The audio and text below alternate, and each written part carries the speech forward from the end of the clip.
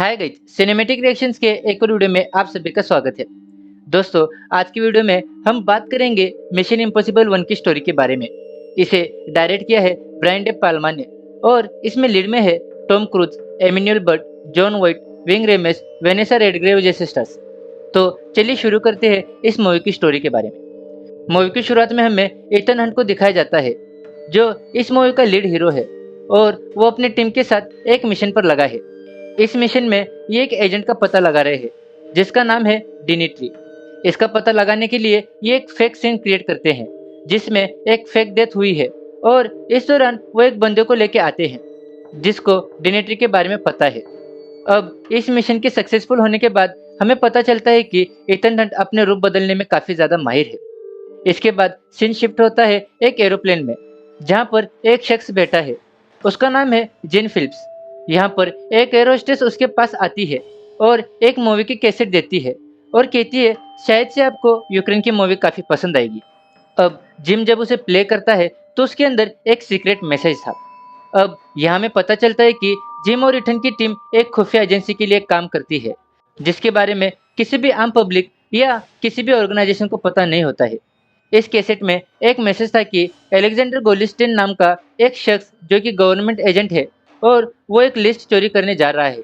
उसका नाम है एनओसी, यानी कि नॉन ऑफिशियल कवर लिस्ट। दोस्तों, इस लिस्ट में सीआईए के उन एजेंट्स का नाम था जो अंडरकवर होकर काम कर रहे थे।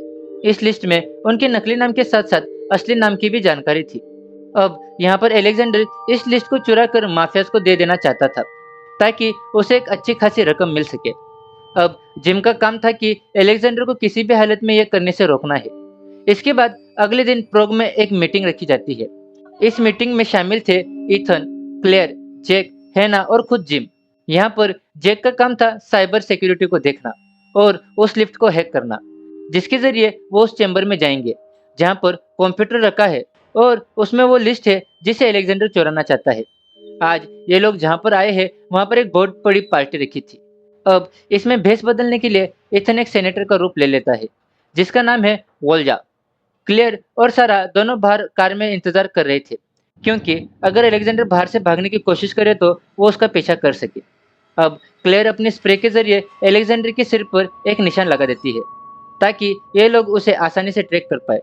अब एलेक्जेंडर के इस जगह पर आने से पहले ही इथन और क्लेयर उस जगह पर जाके एक चश्मा रख देते हैं जिसमें एक कैमरा फिक्स किया गया था जिसके जरिए इस गद्दार की फोटो खींची जा सके और इसका चेहरा दुनिया भर में सबको पता चले। थोड़ी देर में एलेक्जेंडर वहां पर आ जाता है और उसकी वीडियो रिकॉर्ड हो जाती है उस लिस्ट को चुराते हुए। अब इनका काम था कि एलेक्जेंडर जिस डीलर को ये लिस्ट देने वाला था उसे और एलेक्जेंडर को रंगे हाथ पकड़ने का। मगर यहाँ पर जैक अपना कंट्रोल खो देता है और लिफ्ट ऑटोमेटिकली ऊपर जाने लगती है। अब इथन को कुछ समझ में नहीं आता और वो जिम से हेल्प मांगता है। जिम कहता है कि उस लिफ्ट की इलेक्ट्रॉनिक वायर को काट दो, लेकिन जब तक इथन वो वायर काटता लिफ्ट ऊपर के माले में जाके अटक जाती है और जैक की वहीं पर डेथ हो जाती है। जैक की डेथ का सभी को अफसोस था, लेकिन उन्हें ये मिशन किसी भी हालत में कंप्लीट करना था। इस बीच जिम उन्हें कहता है कि सब कुछ खत्म हो गया है, इसलिए जैसे भी हो वहां से जल्दी भागो। फिर भी इथन जिम की बात नहीं मानता और वो एलेक्जेंडर का पीछा करना शुरू कर देता है। इसी बीच जिम इथन से कांटेक्ट करता है और कहता है कि हमारे अलावा यहाँ पर एक और टीम है जो हम पर नजर रखी हुई है। तभी इथन को एक गोली चलने की आवाज आती है और उसे पता चलता है कि जिम को भी किसी ने गोली मार दी है। इथन जब तक जिम के पास पहुंचता है जिम पानी में गिर गया था। इथन क्लेयर और सारा को बचाने की कोशिश करता है, लेकिन वहां पर एक बड़ा सा ब्लास्ट होता है और इस ब्लास्ट में ये दोनों भी मारी जाती है। ये देखकर इथन हैना के पास जाता है जो अपनी नजरें एलेक्जेंडर पर लगा के बैठी थी। जब तक इथन वहां पर जाता है वहां एलेक्जेंडर को किसी ने मार दिया था और हैना को भी किसी ने चाकू मार दिया था और वो लिस्ट चुरा के ले गया। यहाँ पर पुलिस आ जाती है। इथन काफी परेशान हो गया था क्योंकि इस मिशन में उसके सारे साथी मारे गए थे। ऊपर से पुलिस आने की वजह से इनकी मौत का इल्जाम इथन पर लगने वाला था। अब कैसे तैसे पुलिस से बचते बचते इथन एक फोन बूथ तक पहुंचता है और अपने सीनियर किटरिच को कॉल करता है और कहता है कि अब टीम में से कोई नहीं बचा, सिर्फ मैं ही अकेला बचा हूँ। अब किटरिच इथन से कहता है कि 1 घंटे के अंदर मुझे एक रेस्टोरेंट में आके मिलो। 1 घंटे के बाद इथन उससे एक रेस्टोरेंट में मिलने के लिए पहुंच जाता है। तभी किटरिच कहता है कि हमें इस मिशन को यहीं पर खत्म करना पड़ेगा। मैंने तुम्हारे लिए एक टिकट बुक कर ली है, तुम जितना जल्दी हो सके यहाँ से निकल जाओ। तभी इथन यहाँ पर समझ आता है कि दाल में ज़रूर कुछ काला है। वैसे भी हमारी टीम जिस मिशन पर लगी थी, उसमें एक और टीम इन्वॉल्व थी और यहाँ पर वो एक-एक करके सभी की आइडेंटिटीज़ बताने लगता है। यहाँ पर सारा सभी पर नज़र रख रही थी। तभी यहाँ पर पीछे एक वेटर भी खड़ा था, जो उस पर नज़र रख रहा था। अब इस रेस्टोरेंट में जो दूसरे आदमी दारू पी रहे थे, वो भी एजेंट्स थे। जिम उससे मिलने आ रहा था, तभी किसी ने उसे शूट कर दिया। इस पर किडरिच कहता है कि जैसे तुम्हारी ऑर्गेनाइजेशन सीक्रेटली ये काम कर रही है, वैसे ही हमारी भी एक ऑर्गेनाइजेशन सीक्रेटली काम कर रही थी। हमें लग ही रहा था कि कोई ना कोई उस लिस्ट को चुराने की कोशिश करेगा। जिस पर किडरिच कहता है कि मुझे लगता है कि आईएमएफ में एक गद्दार है, जो कि सारी इन्फॉर्मेशन ब्लैक मार्केट में बेच रहा है। वो तुम में से कोई एक है। इस पर इथन कहता है कि मेरी पूरी टीम तो खत्म हो चुकी है। तभी किडरिच कहता है कि शायद वो गद्दार तुम ही हो, जो हमारी इन्फॉर्मेशन लीक कर रहा है। किडरिच यहाँ पर एक आर्म्स डीलर का नाम लेता है, जिसका नाम था मैक्स, और इस लिस्ट को जिसको बेचा जाना था वो मैक्स ही था। किडरिच कहता है कि अब बात है चुराई हुई कैसेट की, तो वो कैसेट एक नकली कैसेट है, यानी कि असली कैसेट अभी भी हमारे हेडक्वार्टर्स में है। इस दौरान हमने तुम्हारे बैंक स्टेटमेंट को देखा, जिसमें हाल ही में 1.5 लाख रुपए आए हैं। इसका मतलब तुम ही वो सीआईए के गद्दार हो जिसने इस लिस्ट को चुराने का प्लान बनाया और ये लिस्ट मैक्स को देने वाले थे। इथन यहाँ पर समझ चुका था कि किटरिच उस पर इल्जाम लगा रहा है, इसलिए वो अपने जेब में से एक च्युइंगम निकालता है, जो बेसिकली एक एक्सप्लोसिव था। वो वहाँ के एक एक्वेरियम पर उस च्युइंगम को मारता है, जिससे एक बहुत बड़ा धमाका होता है, जिसकी आड़ में इथन वहाँ से भाग जाता है। अब इथन यहाँ से सीधा अपने घर पर जाता है, लेकिन वो जानता था कि कोई ना कोई उसे यहाँ पर पकड़ने जरूर आएगा। इसलिए वो वहाँ के बल्ब को तोड़कर उसका चूरा करता है और उसके टुकड़े को जमीन पर बिखेर देता है, जिसके कारण अगर कोई चलता हुआ भी आए तो इथन को उसके बारे में पता चल जाए। अब घर के अंदर जाकर वो इंटरनेट पे जॉब 314 के नाम से वो उस डबल एजेंट का पता लगाने लगता है, जिसने इनकी टीम आईएमएफ के साथ गद्दारी की। लेकिन यहाँ उसे कुछ पता नहीं चलता। तभी उसकी नज़र उसके सामने पड़ी एक बाइबल की किताब पर जाती है। जब वो उसे खोलता है और उसका वर्ड 3S14 निकालता है, तो उसमें राजा और उसके गुलामों पर एक थ्योरी लिखी थी। इसमें उसे मैक्स का ईमेल एड्रेस मिलता है, जो कि था मैक्स314। इथन मैक्स को ईमेल करता है और कहता है कि जो लिस्ट तुम्हारे पास अभी आई है वो नकली है। मैं तुम्हें असली लिस्ट लाकर दे सकता हूँ। अगर तुमने उस नकली लिस्ट को यूज किया तो पुलिस तुम्हें जल्दी ही आकर गिरफ्तार कर लेगी। तभी उसे कुछ पैरों की चलने की आवाज आती है, यानी कि उसके घर में कोई घुस गया था। यहाँ इथन अपनी गन निकालता है और उसे शूट करने ही वाला होता है, तभी उसे पता चलता है कि वो क्लेयर है। यहाँ इथन क्लेयर पर शक करने लगता है। उसे लगता है कि क्लेयर ही वो गद्दार है जो सीआईए की इंफॉर्मेशन मैक्स को देना चाहती है। मगर क्लेयर कहती है कि मैं कार में ही थी, लेकिन जब कार का ब्लास्ट होने वाला था, उससे पहले मैं अलेक्जेंडर को पकड़ने के लिए बाहर निकल गई थी। इसी वजह से मैं जिंदा हूँ। वो कहती है कि मुझे बताओ कि बाकी के लोग कहाँ पर है, क्योंकि यही तो हमारा सीक्रेट प्लेस था जहाँ पर हम सभी मिशन खत्म होने पर मिलने वाले थे। जिस पर इथन कहता है कि जिम मारा गया है और साथ ही सभी मेंबर्स भी मारे गए हैं। दोस्तों, जिम क्लेयर का हस्बैंड था। उसकी डेथ की खबर सुन के क्लेयर काफी ज्यादा मायूस हो जाती है। यहाँ इथन कहता है कि हमें मैक्स को तो पकड़ना ही है, लेकिन उससे भी ज्यादा इम्पोर्टेंट उस सीआई के गद्दार को पकड़ना है जिसकी वजह से मेरी पूरी टीम मारी गई है। मुझे किटरिच से पता चला है कि उस आदमी का नाम है जॉब। अगर मैं डायरेक्ट जाके मैक्स से असली लिस्ट की डील करूं और उसके बदले जॉब मांगू, तो हम एक तीर से दो निशाने लगा सकते हैं। इसके बाद वो मैक्स को एक मेल करता है और उससे मिलने का एक टाइम फिक्स करता है। इस प्लान के मुताबिक ये लोग एक बेंच पर बैठकर एक आदमी से माचिस की डिमांड करेंगे। अगले दिन सेम ऐसा ही होता है। इथन एक आदमी से माचिस मांगता है, तभी यहाँ पर गाड़ी आती है जो मैक्स के आदमियों की थी। वो लोग इथन के मुंह पर कपड़ा बांधकर उसे मैक्स के सामने लेके जाते हैं और ये कहते हैं कि मैक्स को आज तक किसी ने देखा नहीं है, वो एक गुमनाम शख्सियत है। मैक्स ना ही किसी से बात करता है और ना ही अपनी शक्ल दिखाता है, और अगर कोई उसके बारे में जानना ही चाहता है तो उसको अपनी जान से हाथ धोना पड़ता है। इस पर इथन कहता है कि ठीक है, मुझे मेरी जान की कोई परवाह नहीं है, पहले मुझे मैक्स से तो मिलवाओ।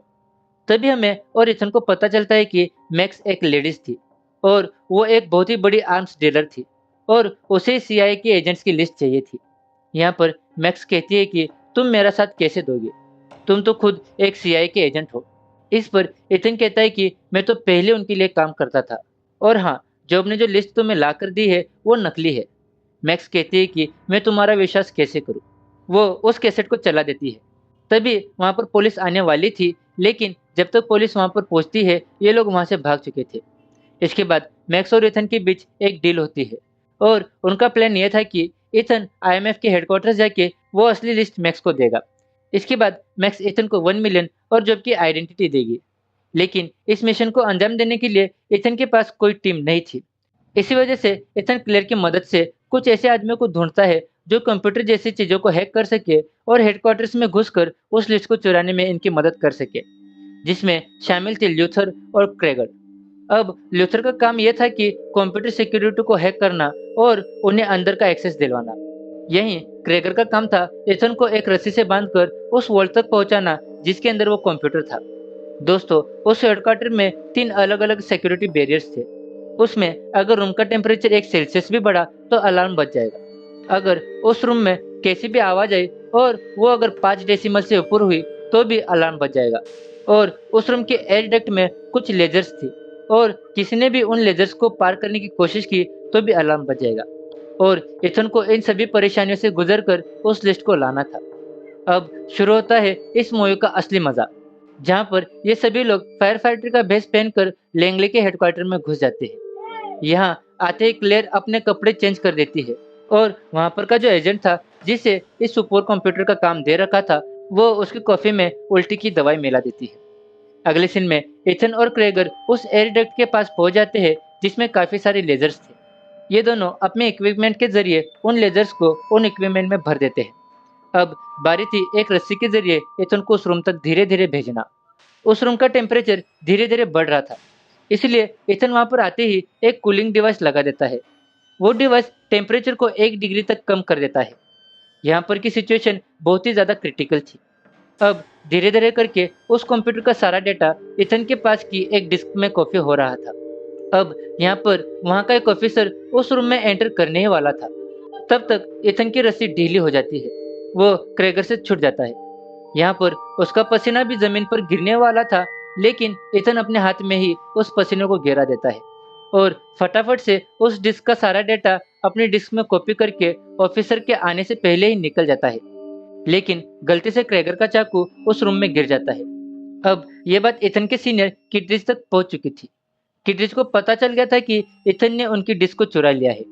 अब इथन को पकड़ने के लिए किटरिच एक गंदी चाल चलता है और वो इथन के पेरेंट्स को एक झूठे इल्जाम में पुलिस की जेल में डलवा देता है। अब मजबूरन इथन को बाहर आना पड़ता है और किटरिच से बात करनी पड़ती है।